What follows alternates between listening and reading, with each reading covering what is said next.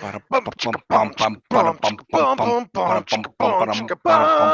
Kilted Guilty balls. balls. Woo! Yeah, that was perfect. Man, earlier in the week I had a thought for a theme song and I totally forgot it when we started. And so, all organic right there, baby. All Yeah, that was a organic. good one. I know sometimes I have plans going in, but I did not today. Well, hey, everybody, welcome back to the Kilted Balls podcast. Kilted, nice to see you. Yeah, it's great Right? to be here. How are your car woes going? For those of you who forget, last time we talked to Kilted, his brand new car got smashed. So that Yep. was exciting. So I found out two things. Well, actually, wait, was it Wednesday or was it last Tuesday? Was my Porsche dead yet? Or I was that think the your next Porsche day? might have been dead. I don't know. Okay. So I found out it was the shifter cable came unattached, which I don't know anyone taking notes. After I got it, it was a 50,000 mile oil change. So I was like, I'm just gonna take it to the dealership, check everything because I'm not that guy, Right. and just get everything fixed because I plan on it's my daily driver and I plan on driving it forever. So there was a whole bunch of stuff that needed to be done, and I paid for it to be done. And one of the things was a shifter cable. I actually got a new rear end during that time, and then there's some other random things. So yeah, they towed it in. The guy looked at it. He said, "Oh, the shifter cable came unattached," and I was like, "The shifter cable that was just fixed?" I wasn't sure if there's more than one. He said, Yeah. "Yes, that one," and he said, "And we noticed your rear end is leaking, so we're gonna put a new rear end on it." And I was like, "The new rear end that was just put on?" And he said, "Yes." So uh, he was supposed to call he was supposed to call me back because I was going to be like, that's my daily driver. Do you have like a loaner for me? Because you gave me a loaner when all this work was done last time. Yes. So I have not heard from him, and that was last Wednesday that he had called me. So I Ooh. imagine I'm not going to hear from him until it's done. But I finally got a rental car today for the accident. Nice. So yeah, What did you get? a Camry, Toyota Camry. Okay, so I'm not sure. I just want to make sure I got this right. You Mm-hmm. trashed a Suburban, and their answer to you being without a car was to give you a Camry. Doesn't a Camry fit inside the back seat of a Suburban? I mean, if you pull the seats up, yes, it'll. Yes, So yes. here's how it works. And I don't if anyone is in insurance out there, maybe you can explain it. But an uninsured motorist hit me, which I Mhm. found out they're uninsured. I don't remember if I knew that Yeah, before. you told me that. So, You didn't tell them. anyways, so I was minding my own business, doing my own stuff. I get hit. So according to my insurance, I have $50 a day that I can get a car for 30 days. So when I got to the rental place, they said, "Oh, here is I forget what it was. It was a small SUV." And I was like, "Well, how much is that?" And they said it's $50 a day. And my adjuster, because I was like, I'm gonna probably need this for more than 30 days. I Hmm. mean, one of the people I talked to said they weren't even gonna look at it for 30 days, and then it was gonna take 60 days to do it. Wow, And he nice. said, "Well, actually," and I said, "If I can get a better deal, how much total do I have?" And he said, "Well, actually, you have $1,500 total." So I went with the Camry because it was only 30 a day instead of 50 a day.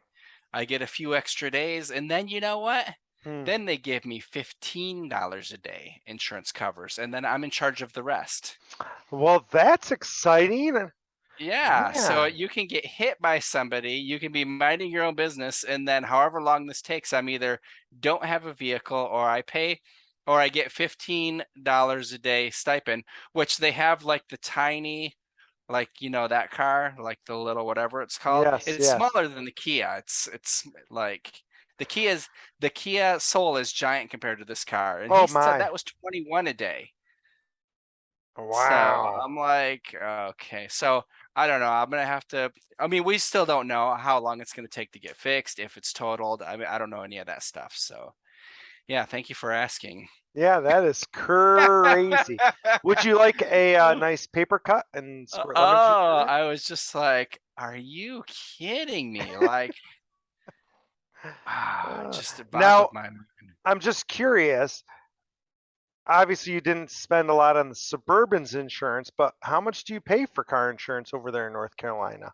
I honestly have no idea because honestly, the Suburban wasn't even in their system yet. They had No, my information that I wanted it switched, but they didn't have that wasn't even in the system, which is another reason why it took, a couple days to get that things is figured out. crazy. So So yeah, I don't know how much insurance. one of the things I love about your setup is when Hmm. you take your left hand and you go like this, that head appears.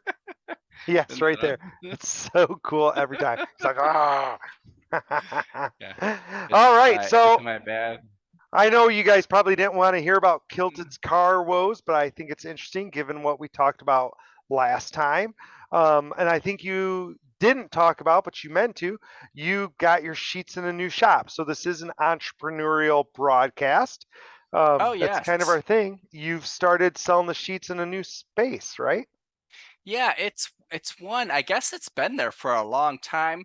And anyone who's heard me talk about Black Lion on here, but this is Black Lion. I always refer to it as like an antique shop Mm-hmm. or an antique market because everyone has the separate Right. booths and pay up front, but it's all new home interior goods. Right. This is an actual antique shop, but they have some new things in there.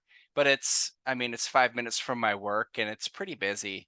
So I put it in there. So I mean, the first month rent is already paid for. My shelves that I bought to put in there are almost paid for. So yeah, so far off to a good start. This is the first month. That's awesome. I'm glad it's going well. Speaking of booths, interesting, just it's interesting people's frame of reference. Mm-hmm. Um, I didn't talk to him much, but Amy did. We saw our father-in-law this weekend, and in his spare time, he got a new router and he loves woodworking. And so he makes all these super cool woodworking things. Like they're crazy Mm-hmm. cool. He's always made cool things like ornaments or letters for the kids. But now that he's got a turner, Mm-hmm.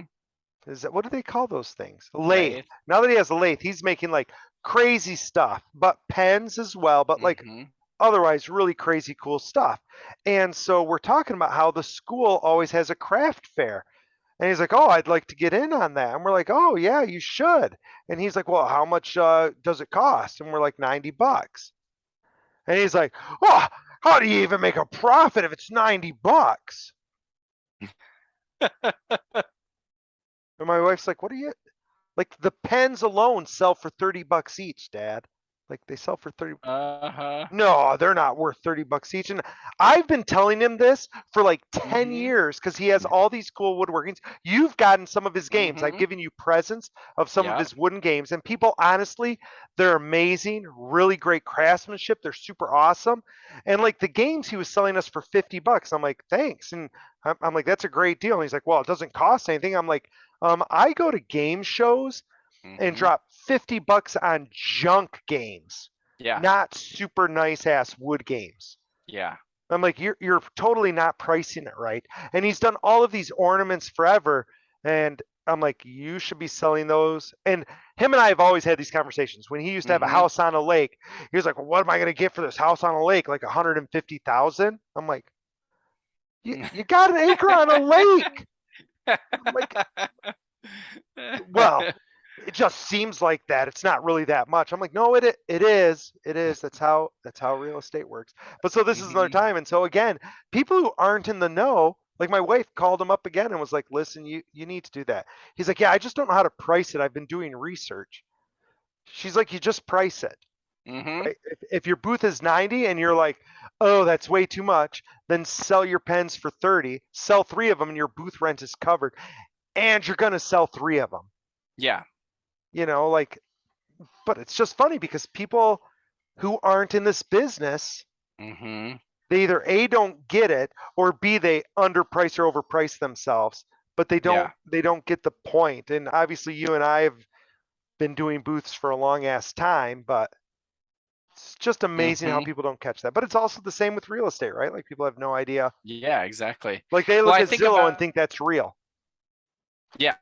It's funny. I think back to when we used to come and help me do the bat shows when I had the Yes. bat houses.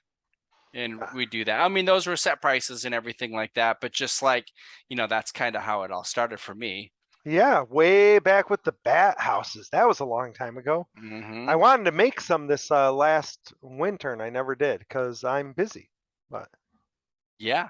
I Well, should. I'm thinking about, I was thinking today because Gina got her new 100-gallon, which I think I Hmm. talked about last week, Yeah, but it doesn't have a top on it. So I'm gonna make like a screen top just to protect anyone from jumping out. But I was like, I have so much wood at the warehouse. I should make like a cool wood top because the bottom's gray. I mean, it looks all right, but I mean, yeah, it's gray.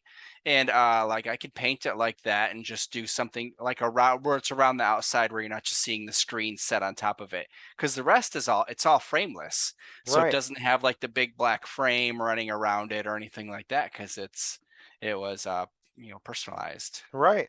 The guy Well, I made. tell you, you're good with your wood, so. Thank you. That's what she said. um, Speaking of, I got a call the other day, and I can't do some of this on air, but a person called yesterday about one of my properties. And they're like, "Oh, Awesome. we really want to put an offer on your property. Are you interested in selling?" And they said the address really, really funny. Like Okay. instead of saying like 22556, they were like, "We're interested in 2255 6." I'm like, Oh. 2255 6? Yeah, 2255 6. I'm like, are you saying 22556? Hmm. Yeah. I'm like, no. First off, I go, no, I'm not interested in selling that. They're like, really? Because it's a pretty cool property. I'm like, right. And I live there. Yeah.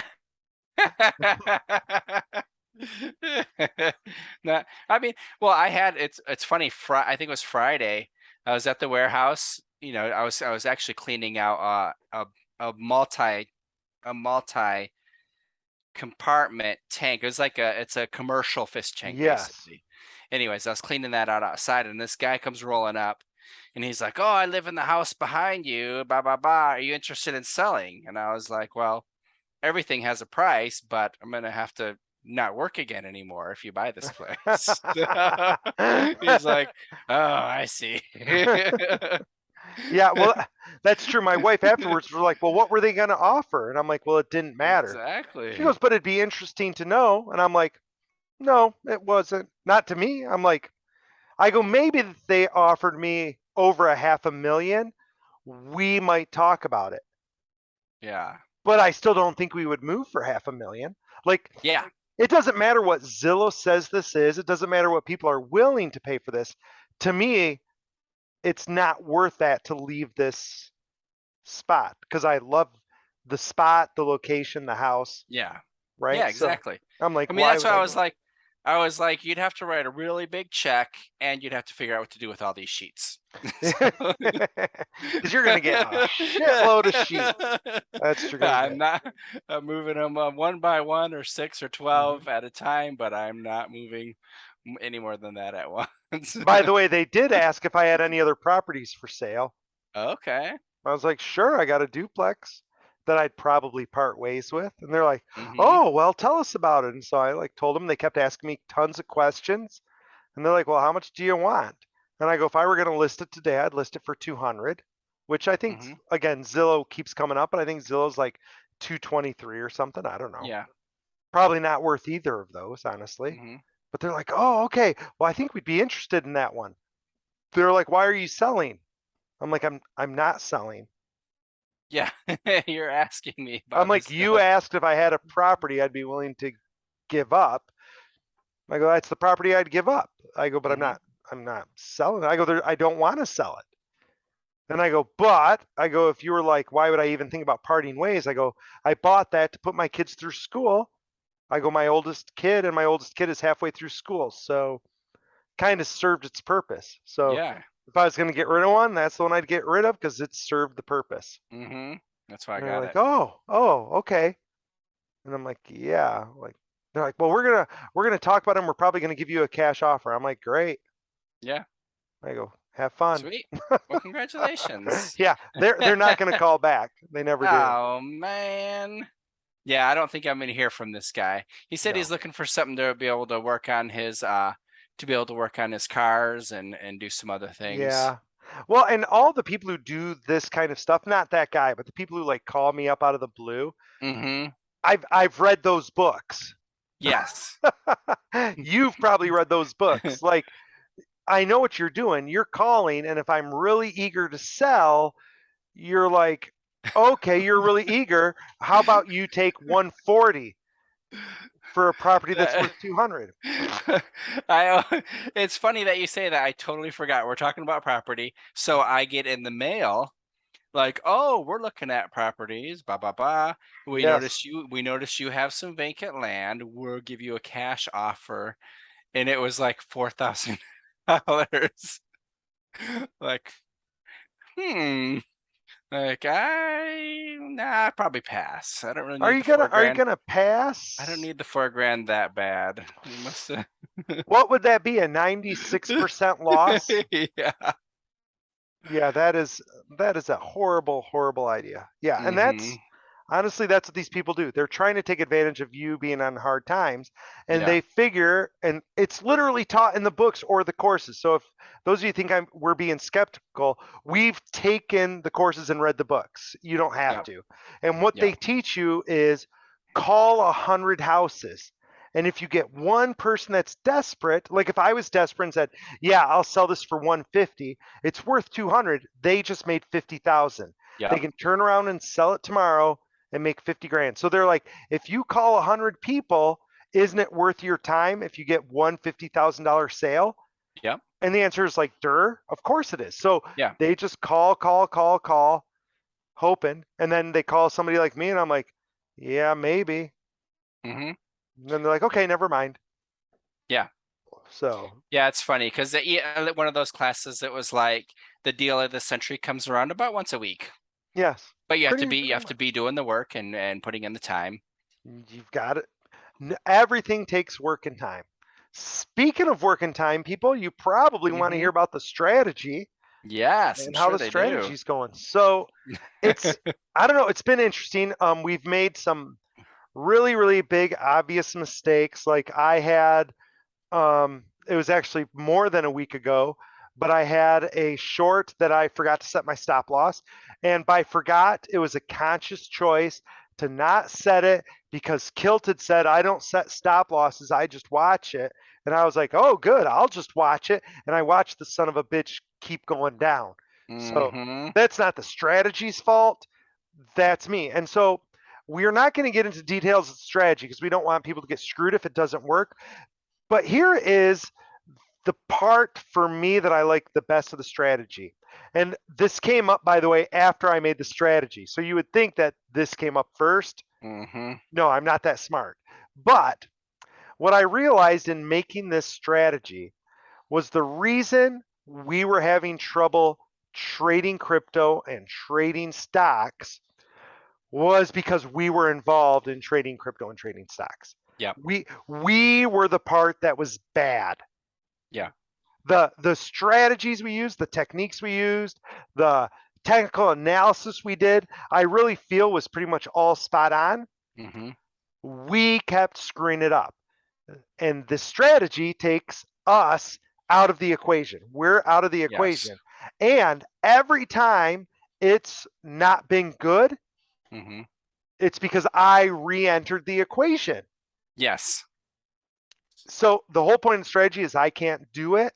And I still do. Like I still do a little itty bitty bit just so I can say I did something. Mm-hmm. But that's also when I screw it up every time.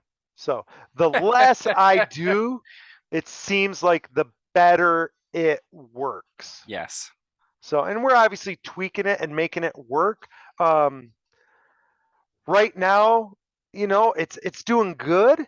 It's doing almost right what the simulation showed. Yes. Now, here's, you might say almost, what's that almost? Here's why it's not. When I did the simulation, every trade was the same amount no matter what. So Mhm. every time I did it, it was a set amount in the simulation because it was a simulation, Mhm. right?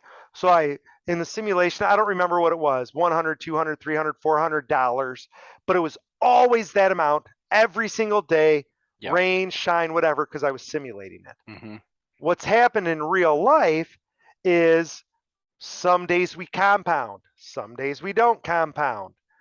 And so what's happening is sometimes we get bigger gains or sometimes bigger losses. Or what happened right now, because I made the huge ass mistake, everything's running smaller than it was, Yeah. which means it's taking longer and longer to get back up to where it was. Mhm. So it's still doing what it's supposed to, but it doesn't have that part of it. I think, and I thought this going in, that really what I needed to do was start it with double the money, which seems like a waste, and then always had that other money to reopen stuff as you went. Yeah.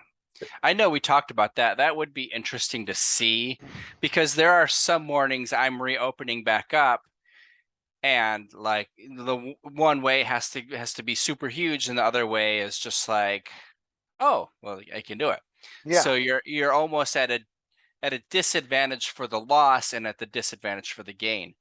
But I don't know. Yeah. One of the things I started tweaking with the last couple days that Mhm. again is me getting involved, which is probably not right, Yeah. but I've been setting my entry prices. Yes, I remember you had said that. I Yeah, and did that I've once. been doing it almost every time, but it's making me really nervous because I'm Okay. really worried. Like, let's say I set an entry price for a short and I set an entry price for a long, and they're different by too much. Mhm. It might drop so much that it triggers the long, but not the short. Oh And yeah. then it continues to drop. And so Mhm. the short never gets triggered. The long goes crazy negative, and I never get the positive from the Mhm. short.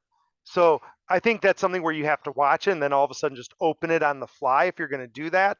But Mhm. again, it was like today was one of those times where it was kind of volatile, and I said it and I was like, it's not going to happen. It's not going to happen. And then an hour later it happened. And I was like, Yeah. whew. And I'm glad we talked about it today. I found out how to actually do my stop loss, which is why I was watching. I couldn't figure out how to do it. But Yes. yeah, just I would get to. I mean, can you see where I'd get to that screen and just be like, "Oh, this isn't what I need," Yes. Yes. and not look at anything else. And So, you can do it from the beginning when you open it. mhm. There's an advanced tab, and so you can do it before you even open your bots or you open your futures. Yeah, I So think that's when I'll do it. you can do it right at the beginning. Mhm. I've been doing it most of the time right at the beginning, but a lot of times like today I was like, okay, I'm just going to open it and not pay attention. I'm like, oh shoot, I set my stop, I didn't set my profit. So Yeah, I was like, okay, I need to set a profit here and get that taken care of. So yeah. yeah, so anyway, the strategy is going okay. Mhm. We're at the point, it's mirroring exactly what it simulated, except it's not growing as fast right now. And again, that's because we're not putting in the huge amounts. Um, Yes. I'm wondering if for mine, and this won't make sense to the listeners, but to you. So Mhm. let's say I'm playing with Bitcoin. If I have a day where I have a long but not a short, Mhm. instead of trying to force the Bitcoin, just jump right to Ethereum and do a long short Ethereum and wait until whatever Bitcoin's doing is done and then reopen long short Bitcoins. Yeah. You know, See, that that's doesn't where. work for you, but it works for me. Yeah, that's where it's going to be tougher to teach It's going to be tougher to teach that. Yep, because I would we agree. want to make sure it works if you're not thinking like that. If you're gonna, Yes. like we talked about last week, where I'm doing some more advanced stuff, which I stopped doing now.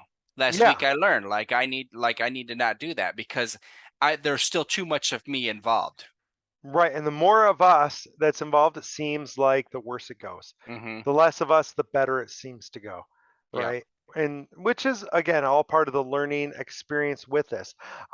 Finally, we would be remiss. Last Tuesday, we were all excited because the merge was about to happen. Mm-hmm. We totally forgot to talk about it. We were all excited for the merge. So, people, the merge happened. I don't know what everybody's take is. Me personally, I am sick to my stomach.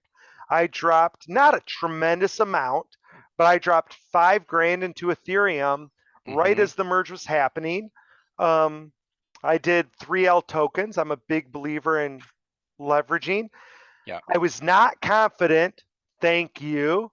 I was not confident enough to open a future. So I went right with tokens, but I opened my tokens at, I don't know, $1,600 Yeah. and it's trading at the 13s right now, Mm-hmm. which means I'm not down $300 a thing. I'm down $900 a thing. Yeah. Luckily, you can't get liquidated. I can't get liquidated, and I've held like what I keep telling myself is like, oh my gosh, this kills me, this kills me. But I have some Solana that I've probably had that Solana for like 3 or 4 months easy. I've had some Gala for a year, it Mm-hmm. locked up in bots, or not in bots, but Mm-hmm. locked up in those. So the question I have for you, Kilted, now that the merge is done and we're just kind Mm-hmm. of waiting along, do you see Ethereum getting back up to $2,000 a coin? Ever? Yes. Ever, ever. Absolutely. Absolutely. No doubt in your mind, it's got I to hit 2000. I've yeah. Okay. Then I I don't feel have fine. I don't have any question in my heart like at all. Although for myself, I'm not I I say think, and life or teaches us not to say think. I've heard too many things that the bottom's not in yet. Yeah. And a lot of people are saying the bottom's going to be like after the elections. So could be things might get propped up until the elections. Both sides would want it that way. Yes. So I'm holding all my extra cash off to the sides for now. I might miss it right now. Might be the bottom, and it might go back up, and I'm fine with that. But for me, I'm waiting. I'm accumulating. I should be dollar cost averaging, honestly, because a lot of people talk about that. Yeah. Like, if I'm getting a couple $100 each week, from now till then, and then put in extra, like if it does get lower, and that might be something I return back to. But yeah, I'm not, in my mind, there's not any question. I mean, it would have to be, it would, to me and this and I mean, I guess any listeners who have listened to a lot of our episodes, and when we were on with Jason in December, that did not age well. We were that If I would have sold everything, then life would be totally different right now. Totally, If I was sitting on that cash instead of the cash that I have right totally different. Totally different. And all of us, like, we made predictions now. and we should like totally clip those in. I Like know, they those are they great. were they were not good predictions. Well, and like right Yeah. now, I was sitting there when it hit 15 last week. I was like, okay, the smart move would be to sell my 3Ls and rebuy in. Take the loss. Like it would have been a Mm-hmm. huge ass loss. It would have Mm-hmm. been $100 a coin loss, Mm-hmm. which is 300 a coin, Yeah. and I could have gotten out, but I would have been buying in right now at 1300, which I would have more than made up my money. Like I would have Mm-hmm. skipped that intermediate. Now, Yeah. with my luck, it would have flown up as soon as I did it. I'm pretty sure I'm the galvanizing force. Yeah. So, but I figure I'm with you. Like every time I start to get upset, I'm like, I know it's going to go to 2000 again. Mm-hmm. And if it goes to 2000 again, I've made a good return. And even if it takes a year, right? So let's say it goes to 2000, it takes a year, you're up 250%.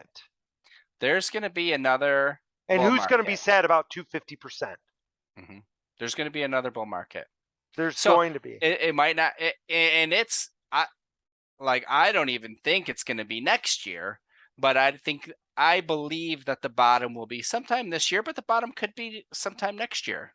Oh my gosh, But yeah. the halving's gonna happen, and everything is showing a 4-year cycle, and that's the mistake we made in December. We were not believing in the 4-year cycle because we didn't get the blow off top, Right. but we still got a top for Bitcoin. We did. We did. So the 4-year cycles are still alive. So here's a funny thing about reading stuff, and it's funny because I actually teach this, like being a skeptical reader of articles and looking at sources. Mm-hmm. But I saw this headline, and I'm already depressed because I bought all that Ethereum and it's not done Mm-hmm. anything, and I'm like pissed, Like darn it. right? Well, and I have Ethereum that I bought dollar cost averaging back when it was like 3,000 or Mm-hmm. whatever. So like I'm pissed over and over and over again, right? But that's why I keep saying I hate Ethereum. I saw this article and it was like so and so says Ethereum's done because it's gone to proof of stake and it's ruined and Bitcoin is now the leader and expect Ethereum to be like defunct. And I was like, Huh. I'm like, what? No. And so I like open the news article and I start reading it and it's this really big crypto guy. And if I said the name, you guys would all know it, but I'm not saying the name because I'm pissed at him. Mm-hmm.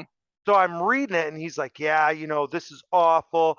Bitcoin is now the leading thing because it still does miners and miners is the only way to do it. It's the best way to make it decentralized, blah, blah, blah, blah, blah. And I realized this guy holds like 1 million Bitcoin. I'm like, Interesting. oh, Interesting. I wonder why you're spreading FUD about Ethereum. Oh Like my he's like a gosh. huge Bitcoin player and guy, and his whole company is Bitcoin, like everything about it. I'm like, oh, you're just spreading FUD. And I'm like, and I Mm-hmm. read your headline and was like, ah, FUD. Yeah. But then I actually read it and was like, wait a second, you're an asshole. Yeah. I'm like, you're That's just saying that. crazy. Yeah. Because he was like, Bitcoin's now the best because it's the only real one left. I'm like, And that's bullshit. when stuff like that happens, you're just like, come on. Like, Right? well, that was like a few weeks ago. One of the another big person in the space. I mean, Yeah. he's also, I mean, he's famous for many other things besides owning a basketball team. But he was he was giving a bunch of FUD to Ada. Oh, But and he's like, "Oh, Doge is going to be worth a lot more than Ada is someday." And like, how could you even compare the two? like how Like, could you? and I still believe, and I can't remember early on if I said this, Doge could someday be the people's coin. Yes. That could be a thing. So could But Shiba. Shiba is more likely to be the people's coin. but Cardano is, I mean, not, I'm not going to, and people say, oh, Ethereum killer, blah, blah, blah. They've, that maybe not that, and I'm not saying that, but it's going to be a large number one chain. It's going to be a big controller of the market. Yes, exactly. Yeah. So I thought that was hilarious. Like I forget what it was he was on talking about that, and it's like, really? Like, I really feel like some of these celebrities purposely do this to pad their bags, right? Like mm-hmm, he probably bought a shit ton of Doge. He says that Doge price spikes, he sells all his Doge. mm-hmm, There's no regulations catching him, yep, and he makes a shit ton of money, mm-hmm. right? I think Elon's done that multiple times. A lot of people blame Elon for the double tap. Yes, I blame Elon for everything. Mm-hmm. It's safe that way. it's you gotta blame somebody. Like pick Elon, pick Putin, right? Pick Biden, pick Uh-huh. Trump. Those are always safe. Always safe. Uh-huh. I was sitting next to somebody. There was like some political ad on. What was it? Oh, so it was a senator in our area, and Mm-hmm. this political ad came on, and it was like, this person caused our roads to be bad. This person caused this to happen. This person caused this to happen. And I'm like, they're a senator. Like, like what do you? They don't have that much power. I'm like, and if they have that much power, I'm voting for them because I want somebody with that kind of power Exactly. representing me. I'm like, what that guy go? But do people must listen to this and must Mm-hmm. believe it and think, oh my gosh. I'm like, people. That's awesome. Yeah. So, and just we've hit a little crypto and hitting NFTs real quick before we head out here. Gift Go 8 that Oh, ends tomorrow, the registration. So should be finding out about that in the next couple weeks. So the Oh 8th man. gift, that's exciting. And then did you see my tweet to Super Yetis? No, what did it say? Oh, they said merch is coming out soon. And I said, and I I wrote back, I was like, you mean more merch? And I put up our Christmas picture where we're all wearing the Super Yeti shirts. Of course, they liked it and retweeted. That is beautiful. And That is I said, oh, it's hard to wear the Christmas Yetis all year, but I like to support, or I forget what I said exactly, but yeah, it was That's awesome. terrific. Like you're not OG if you don't have the last year's Christmas Super Yetis. Come on. They I was looking at my NFTs this last week and like looking at how low all the prices dropped. And Yetis was one that I was surprised the prices were so low. They had such a Yeah. nice spike when the Letty Land came out. Yeti Land came out, but now it's Mhm. everything's Yeah. right. So I'm not concerned about. I mean, that's one of those things as well. Like, not that concerned. The stuff that's no. going to stay around is going to stay around. The stuff that's not, I mean, when we were getting it, we were excited just to get it, and we go from The there. the one I'm not liking right now, and I thought about trying to sell them, but I think the price is too low, is the Sweet Futures. That was not sweet at all. Yeah, well, if I wouldn't have rebought back in, I sold a couple of my Sweet Futures. Yes, I'm down to only like 4 of them left, 3 or 4. Okay. So I sold a lot of them, and I probably came out ahead. I don't actually know, Yeah. right? Which I probably should for tax purposes. So you're saying you're not buying more Sweet Futures? I have not bought any Sweet Okay. Futures. I just got the email that there's more Sweet Futures coming out. So. I saw that and was like, Like, not again, suckers. You won't get me again, baby. Just like Gary V after the unicorns, Gary V never got me again. So, buy these unicorns, help a family out. Oh, good, I'm their fucking GoFundMe. Nice. It's just what I wanted to be. So. Perfect. Mm-hmm. And then we bought more. Well, I bought more. Yeah. Like, oh, these are fun. They are fun and worthless. Worthless. Though, speaking of worthless, I thought about buying a whole bunch more Lucky Manikeys. They're fun. I'm like, they're worthless, so I don't mind. What is it? Just what are you paying? Just gas right now? I mean, really? Because gas being so low. They've got to be super low. They've got to be super low. So that's what I was thinking. I'm like, Lucky Manikeys are so low. It's probably I could pick up a whole bunch of really cool ones because it's pretty. I'm pretty sure it's just a defunct project now, right? Yeah, because they said they were leaving. Right, they did. I haven't been back there for months. The floor price is 0.01. If wait, is this the right Lucky Manakee? Yeah. So the lowest one is 0.0125 right now. It's not a good one, which is by the way $16. So they're not quite worthless yet. Okay. Yeah, you want it to be. I mean, there's some that I have that are basically free. You just pay gas, and I should go back and look at some of those because some of